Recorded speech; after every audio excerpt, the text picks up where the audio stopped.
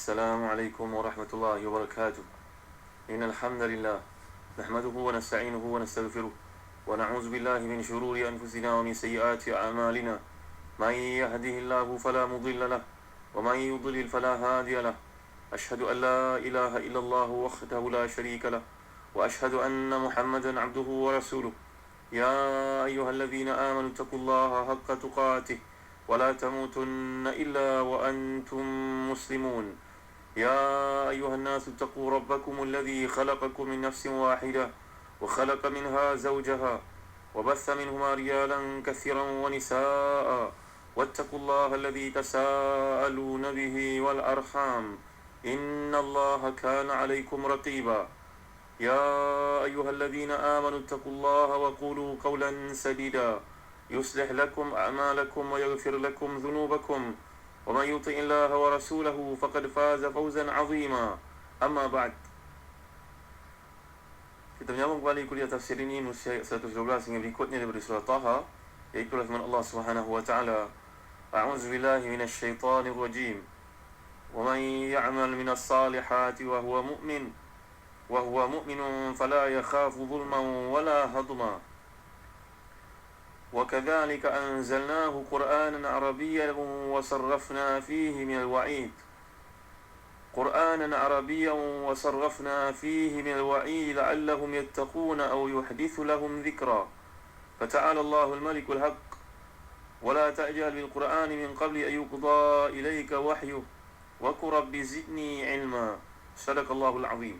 Maksudnya, dalam siapa yang mengerjakan kebaikan sedang dia dalam keadaan beriman, maka dia tidak perlu bimbang akan pelakuan zalim terhadapnya dan tidak pula bimbang pengurangan haknya. Demikianlah kami telah menurunkan Al-Quran dalam bahasa Arab dan kami telah menjelaskan berulang-ulang dalamnya sebahagian dari ancaman agar mereka bertakwa atau agar Al-Quran itu memberi pengajaran kepada mereka. Maka maha tinggi Allah Subhanahu wa taala, Raja yang sebenar-benarnya. Dan janganlah engkau, wahai Muhammad, tergesa-gesa membaca Al-Quran sebelum selesai diwahyukan kepadamu. Dan katakanlah, Ya Rabbku, tambahkanlah ilmu kepadaku. Pada kuliah lalu, muslim-muslimat yang dimuliakan Allah sekalian, telah bincangkan bagaimana larangan Allah SWT, peringatan terhadap perbuatan zalim kepada orang lain. Dalam hadis yang sahih, Nabi SAW telah bersabda, Ittaqu zulma fa inna zulma zulumatun yawmal qiyamah. Takutlah kamu kepada perbuatan kezaliman, kerana kezalimanlah satu kegelapan pada hari kiamat. Dalam hadis sahih riwayat Muslim ini, tuan-tuan. Kalau kita perhatikan dalam hadis yang lain dan juga sahih riwayat Bukhari Muslim, wa izzati wa jalali la yujawizuni yaumal qiyamati zulmu zalimin. Maksudnya, Allah telah berfirman, demi kemuliaanku, demi keagunganku, tidak akan terlepas daripadaku di hari kiamat ini kezaliman seorang yang telah zalim. Itu berkaitan dengan ayat yang ke-111 yang telah kita bincangkan tentang kedudukan mereka yang ingkar, yang sombong di dunia dahulu. Hati mereka ni dipenuhi dengan rasa takabur yang melampau-lampau hingga menzalimi orang lain, menghukum orang lain dengan cara yang sewenang-wenangnya, mengikut hawa nafsunya. Maka ke akhirat kelak tempatnya tiada di sisi Allah SWT. Allah tidak akan pandang mereka, muslim-muslimat ini mulia kat Allah sekalian. Kemudian datang, wa may ya'mal minas salihati wa huwa mu'minun fala yakhafu dhulman wala hadma. Dan sesiapa yang mengerjakan kebaikan dalam keadaan dia beriman, maka dia tidak perlu bimbang pelakuan zalim terhadapnya dan tidak pula bimbang pengurangan haknya. Jadi sesudah Allah Subhanahu wa taala memberi khabar yang menakutkan, mengerikan, maka dalam ayat ini Allah memberi ingat bahawasanya orang yang masih hidupnya dulu beramal dengan amal yang saleh, perbuatan dengan usaha yang baik, yang timbul dengan sebab iman, ikhlasnya kepada Allah Subhanahu wa taala, bukan beramal untuk menunjuk kepada orang lain. Orang ini mengharapkan daripada Allah SWT balasan yang sempurna di akhir akhirat kelak, maka dia tidak akan merasa takut. Dia tidak usah merasa cemas, bimbang bahawa dia akan dianiaya, kerana Allah SWT ni tidak pernah berlaku zalim pada hamba-hambanya. Fama rabbuka bidhallamin lil abid. Allah SWT tidak pernah menzalimi hamba-hambanya. Allah tidak ada kepentingan sehingga melakukan aniaya kepada orang lain. Haknya tidak akan terambil sama sekali, dikurangi ataupun dimungkirkan oleh Allah Subhanahu wa taala dalam perjanjian. Ini telah kita bincangkan dalam surah Az-Zalzalah, mesti tafsir juz amma yang lalu. فَمَنْ يَعْمَلْ مِثْقَالَ ذَرَّةٍ خَيْرًا يَرَهُ وَمَنْ يَعْمَلْ مِثْقَالَ ذَرَّةٍ شَرًّا يَرَهُ. Sesiapa yang beramal walau sebesar zarah sekalipun kebaikan itu, maka pasti dilihat Allah. Dan siapa yang beramal walau sebesar zarah sekalipun kejahatan, maka pasti akan dilihatnya. Dia pasti mengetahui tentang keadilan Allah SWT di akhirat kelak.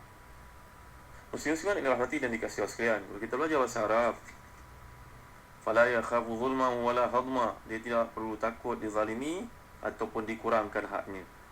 Para ulama bagi contohnya Ibn Jauzi menjelaskan tafsirnya Zadil Masir tentang maksud zulman wala hadma ni ada beberapa pandangan. Sebenarnya hadam itu, kalau kita belajar bahasa Arab, hadam sebagai contohnya, kalau kita perhatikan dalam kamus Al-Farid, kamus Al-Aziz, hadam ini maksudnya iaitu menghancurkan. Perkataan Melayu pun mengambil menghadamkan makanan. Asalnya di perkataan bahasa Arab, hadam. Hadam ini merujuk kepada menghancurkan. Al-hadmu ni maknanya syadkhu ma fihi rakhawa, khadamtuhu fankhadama. Nanti kita lihat dalam surah yang lain Allah SWT gunakan, telah pun kita bincangkan dahulu surah Syu'ara, wa nakhlin tal'uha hadim.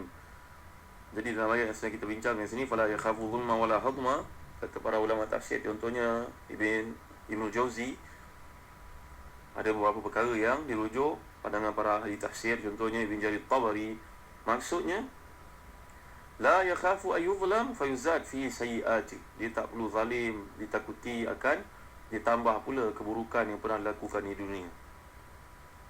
Macam kita kat dunia ni takut tuan-tuan, simpan duit dalam bank tiba-tiba kurang pula. Pandai-pandai je bank ni mengurangkan hak kita kan tuan-tuan, alihkan ke tempat lain. Bila kita tanya, oh minta maaf, yang awal dulu banyak betul, tapi sebenarnya itu yang kami silap masukkan. Ya Allah, boleh kredit debit pun salah dalam akaun kat dunia ni tuan-tuan. Itu kat dunia punya pertimbangan. Kalau pergi ke hospital lagi kita bimbang, patut kuantiti yang ada dalam bacaan air kencing itu setakat berapa potasiumnya, tiba-tiba dibaca lebih pula. Dah tak pasal-pasal kena operation pula tuan-tuan yang mulia Allah sekalian. Lebih menakutkan lagi pergi ke hospital tanpa layanan yang sebaiknya, termasuk darah yang tak sepatutnya pula dalam tubuh. Macam-macam di dunia ni tuan-tuan. Takut tuan-tuan, berada di mana-mana pun semua takut kita. Sama ada hak kita ni terambil ataupun dikurangkan, dizalimi ataupun dikurangkan. Takut. Hadam ni maknanya menghancurkan, dihancurkan. Apa yang telah kita amalkan tiba-tiba tidak dikira oleh Allah SWT. Takut. Tadi pandangan pertama mengatakan la yakhafu ayyuzlam fayuzad fi sayyiati wala ayyuhdam min hasanati.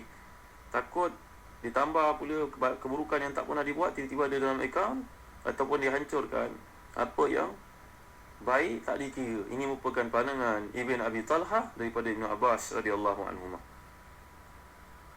Pandangan kedua, la yakhafu ayyuzlam fayuzad min zandi ghairi. Jangan takut dosa orang lain pula dipikul oleh kita.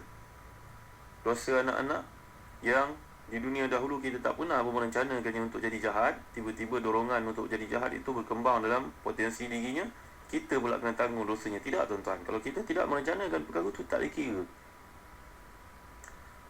La taziru waziratun wizra ukhra. Nanti kita akan bincangkan bagaimana maksud ayat seorang tidak akan dipikulkan dengan kesalahan orang lain. Ini merupakan pandangan kata ada. Manakala yuhdam itu, yuhdam min sayyiati, sama dengan yuhdam min hasanati. Pandangan sama dengan Ibn Abbas, iaitu kebaikannya pula dihancurkan, tidak dikira, diluputkan, dilupuskan. Tidak timbul benda seperti itu. Yang ketiga, Allah yakhaf ayu akhas bima lam ya'mal. Takut ke akhirat besok dikira apa yang kita tidak pernah melakukannya. Wala yuntaqas min amalihi salih. Kata Al-Dhahab, tidak boleh dikurangkan amal salihnya, sama dengan pandangan Ibn Abbas yang pertama. Yang keempat, la yakhafu an la yujza bi'amalihi wala an yunqas min haqqi. Yang keempat, bimbang kalau seorang itu masih takut dia tidak dibalas dengan keamalannya, tapi dengan amalan orang lain pula, ataupun dikurangkan daripada hak-hak kebaikannya. Ini merupakan pandangan Ibn Zaid.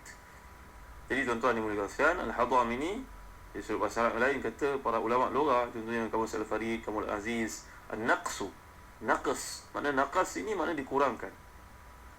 Itu sebab orang Arab kalau menyatakan seorang mengambil haknya, hadam tahti, kamu ambil hak aku, kamu telah merampas hak aku. Jadi ini penggunaan yang digunakan dalam Al-Quran Al-Karim. Kita dalam hidup ni kadang-kadang bersikap sederhanalah dalam benci orang, tuan-tuan. Kebaikan orang jangan dilupakan, seolah tidak ada kebaikan padanya. Ini pertimbangan dunia, wajar untuk kita ceritakan, terutamanya di kalangan para ustaz. Mesti ada semangat, maafkan, berlapang dada terhadap perbezaan pandangan yang berlaku. Kan Allah SWT danya kita. Kalau Allah kehendaki, manusia ini menjadi satu. Kalau Allah SWT kehendaki, wala yazaluna mukhtalifin. Allah jadikanlah ja'alan nasa ummatan wahidah. Manusia boleh jadi satu umat. Yang sikit-sikit je kita nak berperang dengan orang lain.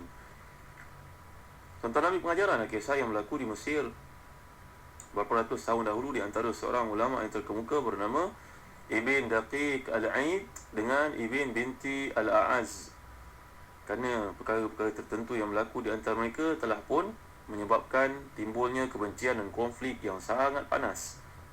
Tuan-tuan, pada satu hari berlakulah satu havoc yang menimpa para ulama di Mesir, iaitu ramai tidak setuju dengan pandangan Ibn binti Al-A'az. Lalu semua menurunkan tanda tangan, tanda tak setuju dengan Ibn binti Al-A'az, dan petition ini kalau dihantar kepada raja, semua ulama sokong, maka dia akan dihukum penjara atau bunuh kerana pandangan yang beza daripada orang lain. Dan kita nak cerita hak di dunia lah, tuan-tuan. Seringkali kita merasakan tidak dapat pertimbangan yang wajar daripada orang lain. Kan hadis yang terakhir dalam laporan dikemukakan oleh Al-Imam Al-Bukhari menulis kitabnya Al-Adabul Mufrad, ahbib habibaka haunan ma asa an yakuna baghidaka yawman ma wa abghid baghidaka yawman ma asa an yakuna habibaka yawman ma. Saudara, sayangilah orang yang sepatutnya itu sekadarnya, kerana kita takut satu masa nanti dia akan jadi orang yang paling kita benci. Dan bencilah seseorang itu yang kita benci itu sekadarnya belaka, kerana mungkin satu hari nanti dia bertukar menjadi orang yang paling kita cinta. Itu hadis mengakhiri kitab Al-Adabul Mufrad. Setengah mengatakan ini merupakan asar yang mauquf pada Sayyidina Ali karamallahu wajhah. Jadi Ibn Daqiq ini menjadi tokoh terakhir yang akan menerima surat tersebut. Tanda tangannya penting. Kalau dia tanda tangan surat tersebut, maka Ibn binti Al-A'az yang selama ni musuhinya akan dijatuhkan hukuman mati. Bila menerima surat ni, tuan-tuan, lihat, ni seorang alim yang bersifat samih, memaafkan orang lain atas kesilapan yang tak disengajakannya. Bukan sikit-sikit nak perang, tuan-tuan, yang dimulakan Allah sekalian. Ibn Daqiq Al-Aid ni baca surat ni dengan teliti, masa yang lama untuk memahami apa yang terdapat dalamnya. Semua tokoh ulama yang ada bersama-sama menggesanya. Segeralah menandatangani surat ni, wahai Ibn Daqiq Al-Aid, tantanganmu penting. Maka kalau kamu tanda tangan, si musuh kamu tu akan dijatuhkan hukuman bunuh, mati. Tapi tidak mengendahkan permintaan mereka, Ibn Daqiq ini membaca, tuan-tuan, dengan penuh khusyuk. Selesai membaca surat tersebut, Ibn Daqiq ini mengangkat kepalanya dan berkata, tidak halal bagiku untuk menandatangani surat ini, kerana ia akan menyebabkan melayangnya nyawa seorang Muslim.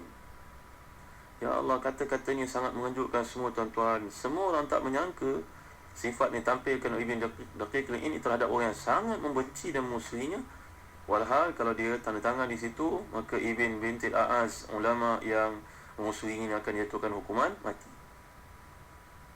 Tuan-tuan, lalu seorang merayu kepadanya dan berkata kepadanya, tuan, lakukanlah demi paduka sultan ataupun wazir. Bila mendengar kata-kata tersebut, Ibn Daqiq menjadi sangat marah. Beliau berkata, aku tidak akan turut serta membunuh seorang Muslim. Nampak tak, tuan-tuan? Sebenarnya setiap kita ni berada di antara dua golongan manusia.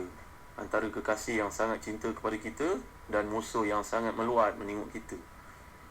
Hati kita tentulah masa dekat kepada orang yang cinta kepada kita, tak sejauh daripada orang yang berbeza pandangan dengan kita.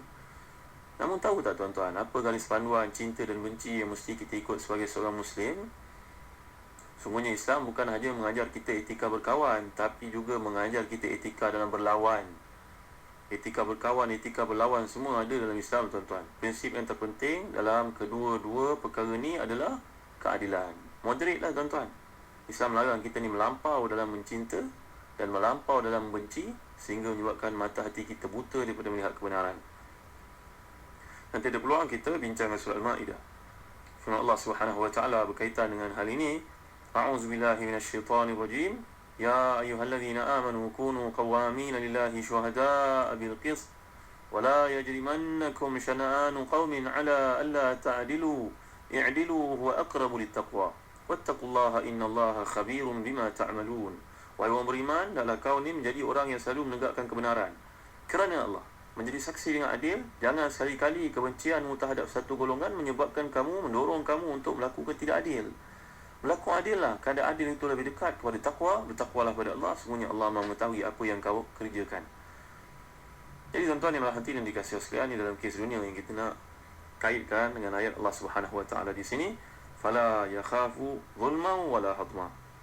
Ke akhirat kita tak perlu bimbang. Kalau ada orang yang musuhi kita pun tak penting, tuan-tuan yang hati dan dikasihi sekalian, kerana pelayan di sisi Allah, pelayan yang sangat tepat, lebih tepat daripada timbang emas yang digunakan untuk menimbang bahan yang begitu ringan, mengeluarkan tanda harga yang tertentu. Di akhirat besok Allah Subhanahu Wa Taala punya timbang yang sangat adil, tidak perlu dibimbangi oleh sesiapa pun. Walaupun di dunia kadang-kadang kita dihantui oleh rasa tidak senang kepada orang lain, buat keputusan yang tidak sepatutnya. Allah merahmati kita, berikan kepada kita kelapangan dan fikiran dan lapang dada dalam perbezaan pandangan yang berlaku. InsyaAllah kita akan lanjutkan pada ayat berikut dalam kuliah akan datang. Allahu a'lam wa sallallahu ala sayyidina Muhammad wa ala alihi wa sahbihi wa baraka wa sallam walhamdulillahi rabbil alamin wa barakallahu fikum. Wassalamu alaikum warahmatullahi wabarakatuh.